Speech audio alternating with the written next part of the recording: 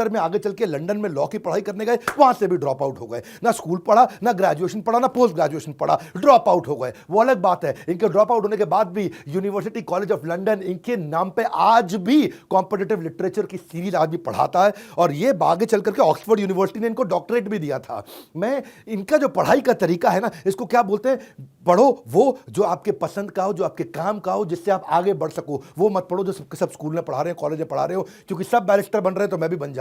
नहीं, मैं यही चाहता हूं कि आपको वो पढ़ना चाहिए जो आपके गोल स्टेटमेंट को कंट्रीब्यूट करे। एंटरप्रेन्योरशिप, मैं वही सिखाता हूं लोगों के गोल स्टेटमेंट को कंट्रीब्यूट कराने के लिए। इसीलिए मैंने ना बहुत मेहनत करी है, एक ऐसी कम्युनिटी बना दी है मैंने भी। एक मिनट अपने बारे में भी बात करूंगा। आज बिजनेस की कम्युनिटी, पावरफुल बिजनेस का प्लेटफॉर्म बना है, बड़ा बिजनेस का, free for all, open for all, सबके लिए मास्टर क्लास हो रही है। देश दुनिया के बेस्ट प्रोफेसर बिलियनर आते हैं, फ्री में सिखाते हैं। सुनो सुनो, मेरी ऐप पेड नहीं है, केवल फ्री ऐप में बहुत कंटेंट आ रहा है। हर ट्यूसडे, थर्सडे, सैटरडे ऐप इसी डाउनलोड करके रख लेना। जानते हो क्यों? क्योंकि फेसबुक, इंस्टाग्राम, टिकटॉक, ये सारी आपकी जिंदगी, आपके दिमाग को खोखला कर रहे हैं। यहां पे आप आओगे ना, ऐसे ऐसे रील्स को ऊपर करोगे, पावरफुल वीडियोस आपको मिलते जाएंगे। हमने ऐसा शॉर्ट वीडियो प्लेटफॉर्म बना दिया, रील को अब इंस्टाग्राम नहीं, बड़ा बिजनेस का ऐप सबने डाउनलोड किया है। नया वर्जन कम्युनिटी ऐप का आपने डाउनलोड नहीं किया, आ जाओ अभी डाउनलोड करो। रविंद्रनाथ टैगोर की बात कर रहे हैं, उन्हीं की करते हैं। इस समय नोबेल प्राइज जो उनको लिटरेचर में मिला ना, उनकी गीतांजलि जो उनकी पोएम थी उसके ऊपर मिला था। 8 साल की उम्र में पोएम लिखनी शुरू कर दी थी उन्होंने। बिल्कुल अद्भुत व्यक्ति, इंद्र तृप्ति से परे। 16 साल के, आज उनका जन्मदिन है इसलिए उनको याद कर रहे हैं। 16 साल की उम्र तक तो उन्होंने कमाल कर दी, पहली किताब उन्होंने, पहली कलेक्शन छाप दी। 52 साल की उम्र में उनको नोबेल प्राइज मिला था लिटरेचर में, 1913। ये उस समय सन हुआ करता था।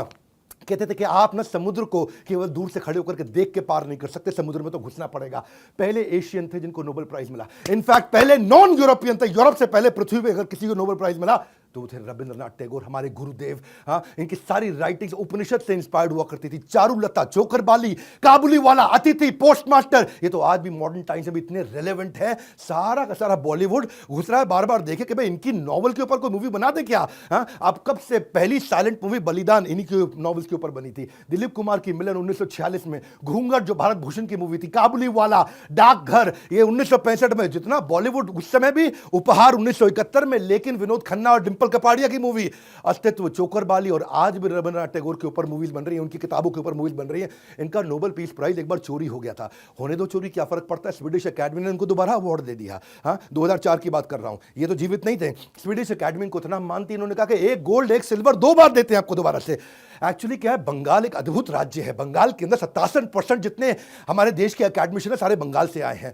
बंगाली लोग इंटेलिजेंट बहुत होते हैं। 54% इंडिया के साइंटिस्ट बंगाल से आए हैं। 90% पीएचडी स्कॉलर साइंस और टेक्नोलॉजी के बंगाल से आए हैं। ये बंकिम चंद्र चटर्जी, सत्यजीत रे, ये जितने इंटेलेक्चुअल्स थे, अमर्त्य सेन, शेख मुजीबुर रहमान जो कि पहले हमारे राष्ट्रपति रहे, प्रधानमंत्री बांग्लादेश के, श्री चैतन्य महाप्रभु, श्रीमती राधा रानी और कृष्ण के कंबाइंड अवतार श्रील रूप गोस्वामी, ऐसी भक्तिवेदांत स्वामी श्रील प्रभुपाद जो कि इस्कॉन के संस्थापक आचार्य भी थे, नेताजी सुभाष चंद्र बोस, ईश्वर चंद्र विद्यासागर, राजा राम मोहन रॉय, स्वामी विवेकानंद। हाँ, बंगाल के अंदर एंटरप्रेन्योरशिप कमा पर इंटेलिजेंस हाईएस्ट लेवल की हमारे देश को दे रहा है। रविंद्रनाथ टैगोर ने एक विश्व भारती यूनिवर्सिटी बनाई आगे चल के, शांति निकेतन, वेस्ट बंगाल में।